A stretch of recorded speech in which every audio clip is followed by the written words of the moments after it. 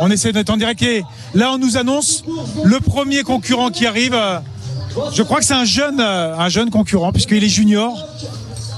Donc on l'attend. On peut voir aussi, parce que c'est assez spectaculaire ici sur l'aire des parapentes. Et beaucoup de spectateurs qui sont venus sur cette aire d'arrivée, c'est sympa. On a fait l'aire de départ et l'aire d'arrivée. Regardez, il arrive. Je crois que c'est Benoît Dupré, un jeune junior qui en termine. Regardez. Voilà. Magnifique victoire. Non, c'est un Anglais. Paul, c'est pas Benoît Dupré, c'est Paul. C'est un Anglais qui vient d'arriver, qui vient d'en terminer. Tu t'es fait feinter, là. C'est à toi de me rester devant, il faut lui dire à la dame. Eh oui, 41 minutes quand même au chrono. On va avoir de toute façon son interview tout à l'heure, on va prendre le temps. Et puis on va aussi prendre le temps de prendre notre invité en même temps, ça tombe bien. On a Manu Ranchin qui est avec nous. Alors il va se présenter, mais moi je l'appelle le big boss des coachs parce qu'il coach, certains vont le reconnaître, il coach plusieurs entraîneurs ici dans la vallée de Chamonix. Donc quelle est ta fonction réelle et quel organisme? Alors du coup le club d'athlètes local, c'est le Chamonix Mont Blanc Marathon. On est 5 coachs pour 230 adhérents avec une section jeune. Et puis du coup voilà, ça représente pas mal de travail à la fois pour gérer les entraînements, gérer l'équipe de coachs. Ouais, on est juste en direct, on va se revoir Manu, désolé, mais ça arrive encore. Et le deuxième concurrent, voilà, c'est Florian Dupré. On annonçait Florian Dupré tout à l'heure, le jeune junior en fait, mais il s'est fait battre sur le final. Et il a l'air fatigué, Florian. On va le laisser récupérer. On va reprendre Manu, t'inquiète pas. On va prendre Manu tout à l'heure en invité. On est en direct. Et c'est bien. Florian, ça va? T'étais en tête et tu l'as vu passer comme une fusée, l'anglais?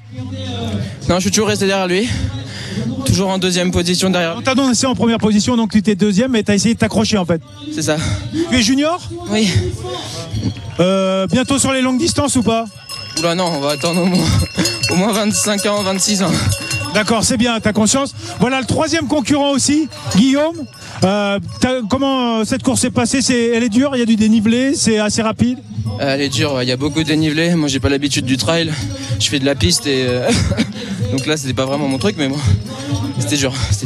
En tout cas, on te félicite et puis on te souhaite une longue carrière, Florian, parce que tu as démontré quand même avec cette deuxième place qu'il y avait la relève. Bravo, bonne récupération, on te laisse récupérer tranquillement. On va aller se diriger vers Guillaume. On aura tout à l'heure l'interview en anglais. Guillaume. Alors Guillaume, on ne connaît pas ton nom de famille, mais on sait que c'est Guillaume, c'est marqué sur le dossard. C'est ça. Alors Guillaume comment? Guillaume comment? Pas. D'accord. T'es de la Réunion? Ah bah comment il est la Réunion? Alors je suis très content d'avoir un Réunionnais à côté de moi. On a eu tout à l'heure Raymond Fontaine. Donc là un troisième qui monte sur le podium. Créopolitain en fait. Voilà, ma mère est espagnole française alors. Et tu habites où alors? J'habite à Lyon. Je suis à Lyon, ouais. D'accord. Entraînement plutôt orienté 10 km route ou 10 km montagne? Entre les deux? 800 mètres. Ah ouais, il fait du 800 mètres. Alors comment on fait la transition pour faire du 800 mètres à la course de montagne comme ça? En fait, je fais beaucoup de sorties longues. Je m'entraîne un peu parce qu'on fait des sorties joualettes avec des amis de l'association Everest Sans Sable et on porte des personnes en situation de handicap dans les chemins un peu escarpés. Voilà, du coup, on se fait des sorties longues de 42 des fois. Voilà, donc je fais un peu l'endurance. Du coup, c'est pour ça. Un peu de vitesse, un peu d'endurance en même temps. En tout cas, on est très content d'accueillir un Réunionnais sur ce podium. Voilà, puis il y a la première féminine qui est arrivée. Qui va arriver parce que je crois qu'elle est en 6e position. Elle va arriver en 6e position, Emily Forsberg. Ou non, voilà Emily Forsberg qui arrive. Regardez. La première féminine, on me dit qu'elle est arrivée. D'accord, la première féminine est arrivée. Et Emily Forsberg ici, qui en termine. Oh là là, ça va très vite sur le 10 km. Il y a eu Paul qui a fait un interview. Et là, regardez. Là, ça se précipite, Emily Forsberg. Ensuite, la 3e féminine derrière.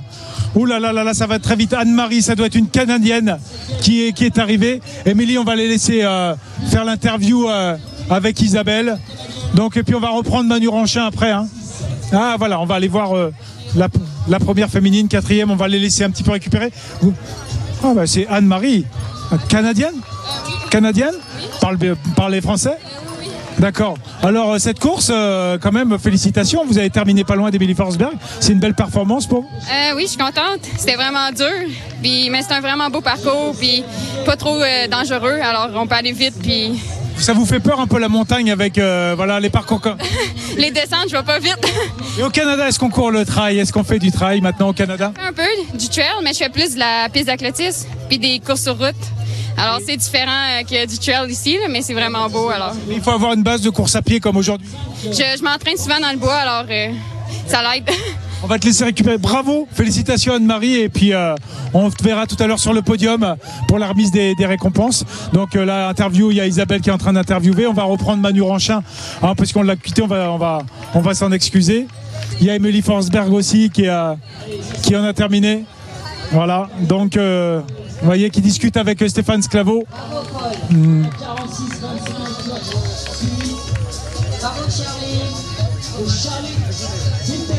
On va laisser un petit peu voilà l'image. C'est bien aussi d'avoir du off, de voir un petit peu comment ça se passe. Et puis nous, voilà, de toute façon vous allez avoir des différés sur les interviews. On laisse un petit peu les athlètes aussi tranquilles parce que ils arrivent, ils sont éprouvés, ils n'ont pas forcément envie, de faire une interview à chaud. Et puis on va récupérer Manu. On va récupérer Manu Ranchin parce que on l'a laissé. On va venir ici, Manu. On s'excuse, hein, mais ça s'est bousculé. Ouais, tu connais de toute façon, tu connais le milieu du trail. Et là, ça allait vite, hein, 10 km. On n'est pas comme sur un 80 km. On n'a pas une demi-heure derrière nous d'attente, etc. Là, ça va très vite. Qu'est-ce que tu penses? Là, il y a différents formats. Donc, c'est bien d'avoir différents formats. Mais finalement, ça permet aussi à tout le monde de l'accessibilité. Et puis de commencer par des distances courtes, non?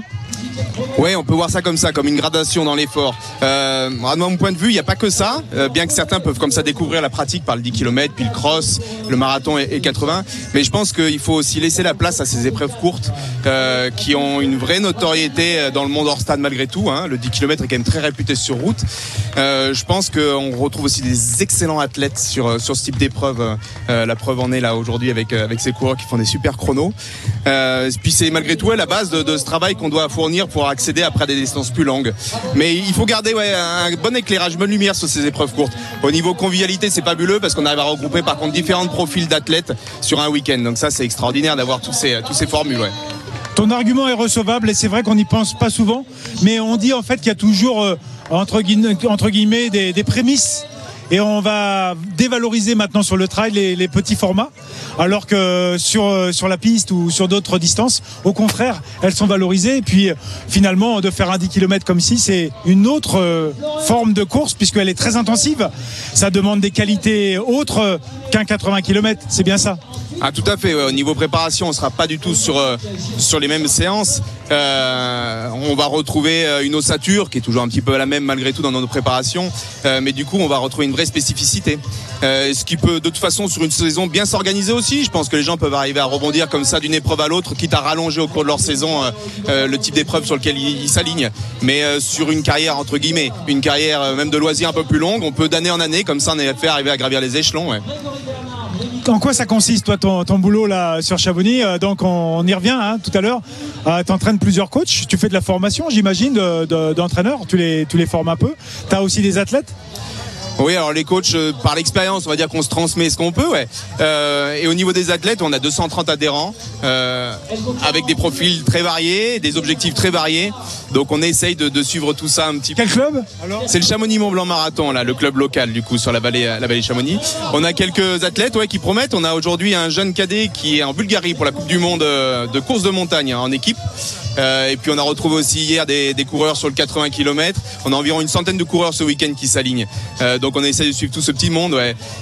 C'est avant tout pour le plaisir déjà et le loisir qu'ils y sont. Après, avec les performances qui peuvent venir, pourquoi pas. C'est avec un grand plaisir qu'on les suit. D'accord. Et puis tu évoquais justement les entraînements. Alors ils s'entraînent où les athlètes? Sur la piste qu'on va à Chamonix ou un peu plus dans la montagne? Ils naviguent un peu entre les deux, non? Alors depuis quelques années, on a une super piste à Chamonix qui a été refaite avec un bon tartan. On a eu du mal à les faire venir sur la piste parce que malgré tout, ils avaient cette petite sensibilité montagne et ils croyaient pas forcément au début de l'intérêt de la piste. Et puis du coup, c'était à nous de les sensibiliser puis de les ramener sur la piste pour leur faire gagner en vitesse. Aujourd'hui, ils s'y retrouvent. Je pense qu'on a réussi à reprendre les bases en quelque sorte de la course à pied avec eux et puis à faire une programmation très logique au niveau de la préparation. Tout le monde s'y retrouve. Ça donne des références, ne serait-ce qu'au niveau sensation. On se rend compte si on est au maximum de nos capacités ou pas. Quand on parle souvent de pourcentage de VMA, si après on va faire des séances comme ça en pleine nature, qu'on leur donne une référence de chrono, de sensation, ils se réfèrent toujours à ces séances sur piste. Donc.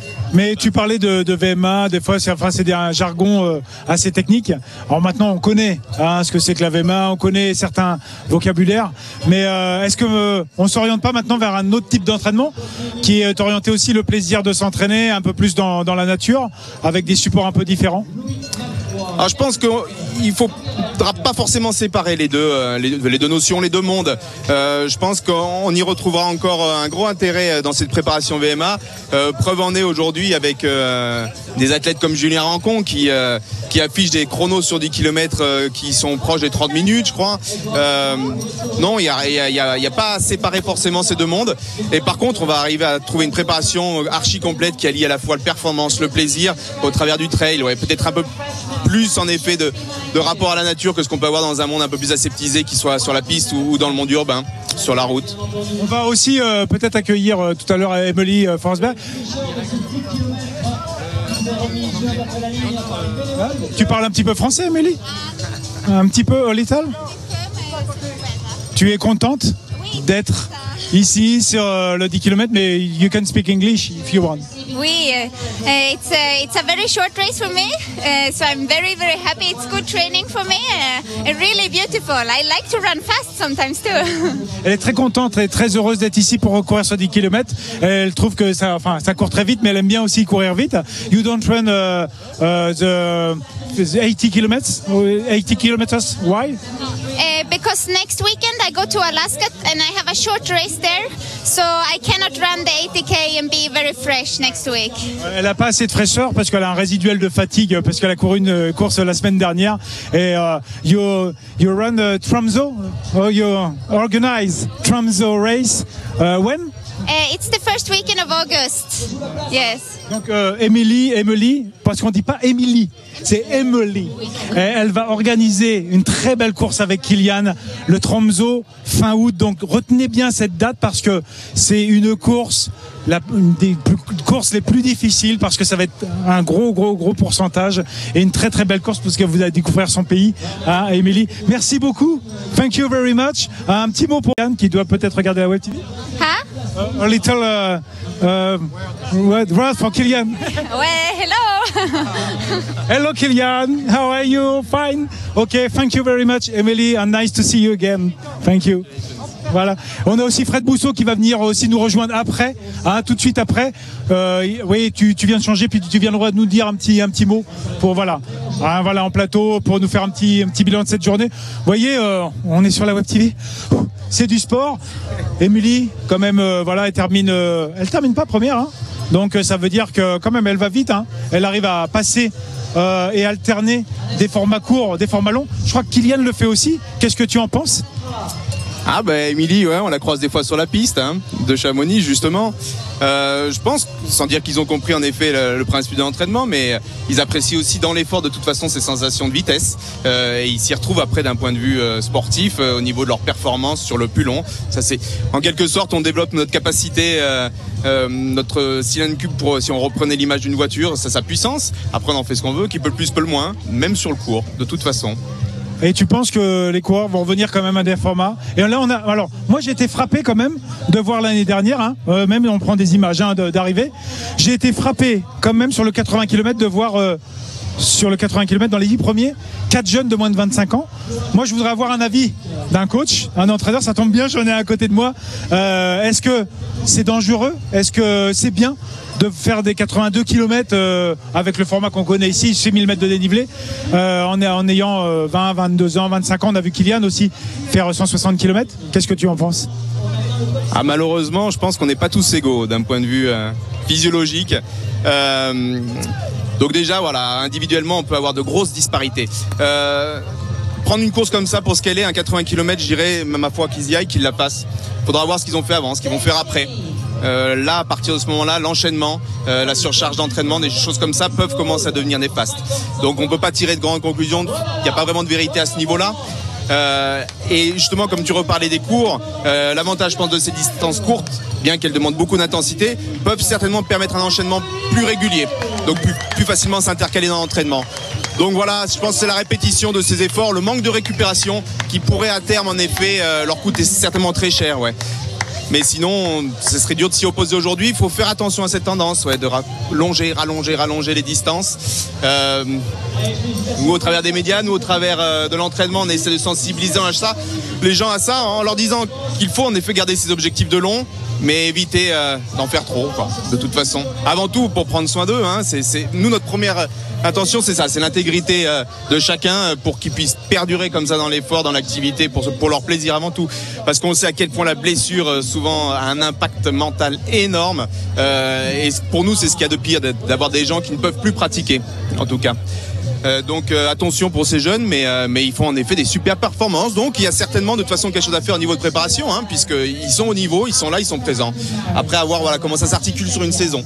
Ouais, puis on peut se marier aussi sur une course. Regarde, là ils se sont fait une demande en mariage, ces deux Anglais, en direct, regardez. Voilà, c'est chouette, hein. Congratulations. Ouais, very good. Voilà, donc on est toujours avec Manu, vous inquiétez pas. On switch entre le sportif, les émotions, l'amitié, le partage. Et on est toujours aussi sur la performance. Tu évoquais, c'est vrai, cette notion de blessure. Le premier principe d'un entraîneur, c'est de dire ne pas se blesser parce qu'on peut plus pratiquer. C'est ça?